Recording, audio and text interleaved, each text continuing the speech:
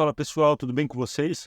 No vídeo de hoje a gente vai ver o significado da oração dominical, né? Ou também conhecido como Pai Nosso, né? Eu vou tentar passar aqui de uma forma mais profunda, né? Como é mostrado no livro do Evangelho segundo o Espiritismo de Allan Kardec. Então, bora lá começar o vídeo de hoje.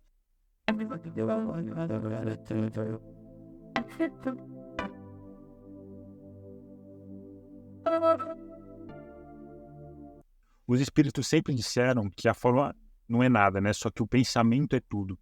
A gente tem que rezar, orar, né? Fazer a prece, independente de como a gente chame.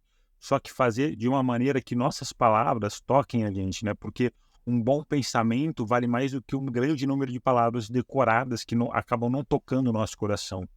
Então, a prece tem que sair de dentro da gente, né? Da nossa alma e não da nossa boca. No Espiritismo não existe nenhuma fórmula da prece. E quando os espíritos eles passam alguma prece, é mais para a gente fixar as ideias, né, e para chamar nossa atenção sobre alguns princípios do Espiritismo. E não para decorar aquelas palavras, né, e sair repetindo sem ter sentimento nenhum sobre aquilo. Só que o objetivo da prece consiste em elevar a nossa alma a Deus, né? E a forma como a gente vai fazer isso, né, fazer a prece, acaba não fazendo a menor diferença. Só basta que a prece ela seja sincera. Então, a principal qualidade da prece é ser clara, né, ser simples, ser resumida. E a gente não precisa utilizar palavras bonitas, né, e que muitas vezes essas palavras acabam sendo inúteis, né? Só serve para acabar enfeitando a prece. E a oração dominical, também conhecida como Pai Nosso, acaba sendo mais perfeito modelo de concisão, né? O mais perfeito modelo de clareza, que acaba sendo uma obra-prima de perfeição, né, e simplicidade. E ela acaba sendo a principal prece porque ela veio do próprio Jesus. E Jesus, ela resumiu nessa prece todos os deveres que o homem tem com Deus, né, com o próximo, e com a si mesmo, né, com a gente mesmo. E que muitas pessoas acabam fazendo essa prece porque decorou, só que nunca tomou atenção com o verdadeiro significado das palavras. E eu vou tentar passar aqui hoje, né, o significado mais profundo dessa prece, né, conforme o espiritismo os espíritos passaram para o Allan Kardec. E a primeira frase da oração dominical é o Pai Nosso que estais no céu, né, santificado seja o teu nome. Nessa frase mostra que a gente acredita em Deus, né, passa a confiança que a gente tem em Deus e acaba revelando o poder e a bondade de Deus, mostrando através da harmonia do universo a sabedoria, a prudência, né, a providência que ultrapassa toda a sabedoria humana. Santificado seja o teu nome, né? Um nome soberanamente grande e sábio, que acaba sendo evidente em todas as obras da criação, né? Desde o menor ramo de flor até os astros que se movimentam no espaço. E todos os lugares a gente encontra evidências de um cuidado paterno. E aquele que não consegue ver essa perfeição na criação divina, né? Esses seres acabam sendo realmente um verdadeiro cego de nascença. Então, venha a nós o teu reino.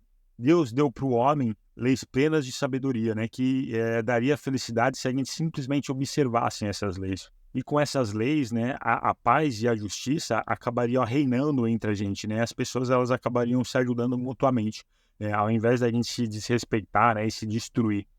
E se a gente seguisse essas leis, a gente acabaria evitando os males, né, que acabam gerando os abusos e os excessos na nossa vida, né. Toda a miséria que a gente sofre hoje é porque a gente não segue a lei de Deus. Porque Deus deu um instinto, né, que traça o limite do necessário, desde o homem mais bruto, mais selvagem, né, até o homem mais puro e evoluído. Só que, além desse instinto, ele deu também para a gente a liberdade, né, da gente observar e infringir essas leis. Então, Deus ele acabou dando também a liberdade de escolha entre o bem e o mal para a gente, né, para que a gente tenha mérito quando a gente faz as nossas escolhas com sabedoria e o aprendizado, né, a lição, quando a gente faz mal as nossas escolhas. Isso acaba deixando a gente, né, com a total responsabilidade sobre nossos atos. Ninguém pode ignorar as leis de Deus, porque tudo é tão perfeito que ela está gravada na consciência de cada um, né, independente da nossa crença. E vai chegar um dia, né, aqui na Terra ainda, que todo mundo ele vai estar praticando essas leis, né, e a incredulidade ela vai deixar de existir. E o reinado das leis de Deus vai ser o reinado da Terra. Por isso Jesus disse: venha a nós o vosso reino. Depois disse: seja feita a tua vontade, assim na terra como no céu. Então, a submissão é um dever de um filho com o pai, né? Fazer a vontade de Deus é observar as leis e cumprir essas leis sem reclamar. E a gente só vai submeter a essas leis quando a gente entender que Deus é a fonte da sabedoria e que sem Deus a gente não existiria. Então, fazer a vontade de Deus é simplesmente seguir suas leis, né? Tanto na terra como no céu. E depois vem, o pão nosso de cada dia dai-nos hoje. Então, a gente precisa de alimento, né, para a sustentação do corpo, mas também alimento espiritual para o desenvolvimento do nosso espírito. Só que o homem tira o sustento da nossa própria atividade e aos recursos da nossa própria inteligência, porque a gente foi criado para ser livre. Jesus disse, tirarás da terra o alimento com o suor do teu rosto.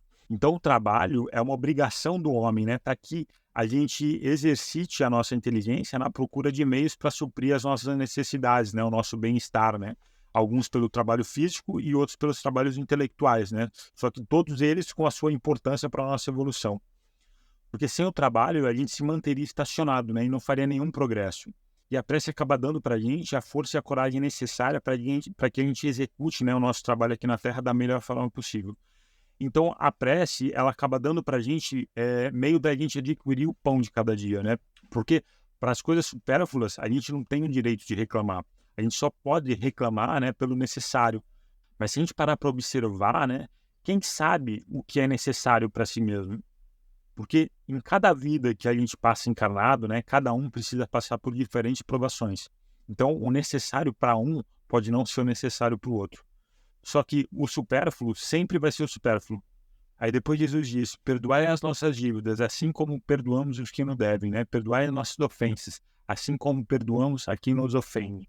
Cada infração que a gente comete nas leis de Deus é uma dívida que a gente contrai das leis divinas, né? E cedo ou tarde a gente vai ter que pagar essa dívida. Então nessa frase a gente pede que pela infinita misericórdia de Deus, ele nos perdoe essa dívida, né? Com a promessa de que a gente não vai contrair novas dívidas.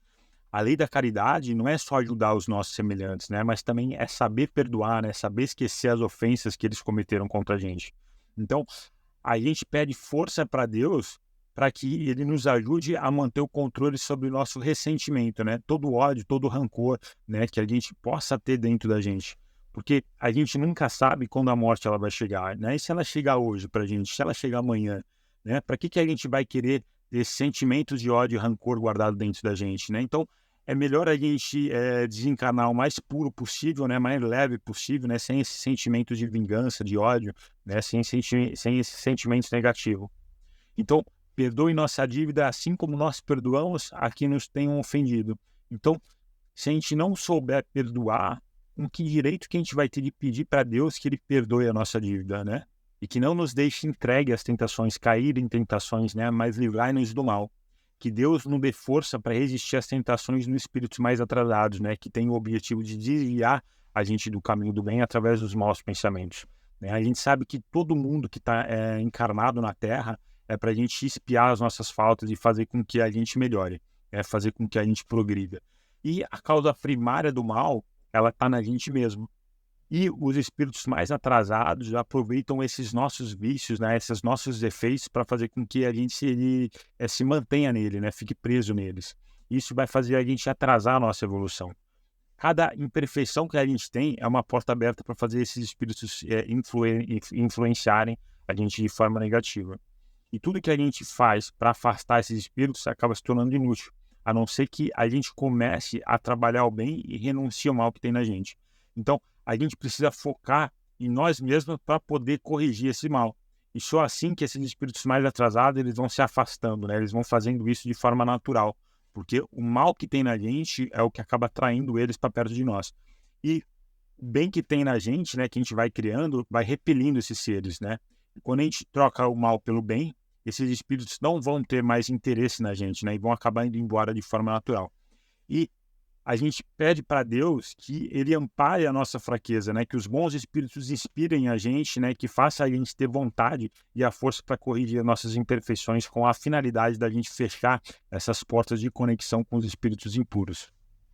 E a última frase do Pai Nosso é que assim seja, né? Que seja a vontade de Deus, né? Que nossos desejos se realizem. E que todas as coisas que acabam fugindo da nossa compreensão, né? Faça a vontade de Deus e não a nossa. Porque a gente sabe que Deus só quer o nosso bem. E ele sabe muito mais e melhor do que a gente mesmo, do que a gente precisa. Então, nada melhor do que deixar na mão de Deus, né? As coisas que a gente não consegue decidir sozinho. Beleza, pessoal? Então é isso. Esse texto eu tirei do último capítulo do livro do Evangelho segundo o Espiritismo. Eu acho que faz a gente refletir ainda mais, né, sobre a prece do Pai Nosso, né? Que é tão perfeita realmente, né? Jesus, ele resumiu mesmo em poucas palavras todas as nossas obrigações diante de Deus, né? Diante do próximo e diante de si mesmo, né? Qual que é o nosso dever, qual que é a nossa missão, e tá tudo resumido no Pai Nosso. E às vezes a gente nem percebe, às vezes a gente nem dá conta do verdadeiro significado dela e acaba rezando muitas vezes sem perceber o que a gente está falando ali, né? Sem entender, às vezes, o significado da prece. Beleza, pessoal? Então agradeço a todos que chegaram até o final do vídeo e aguardo você, então, semana que vem. Valeu, pessoal!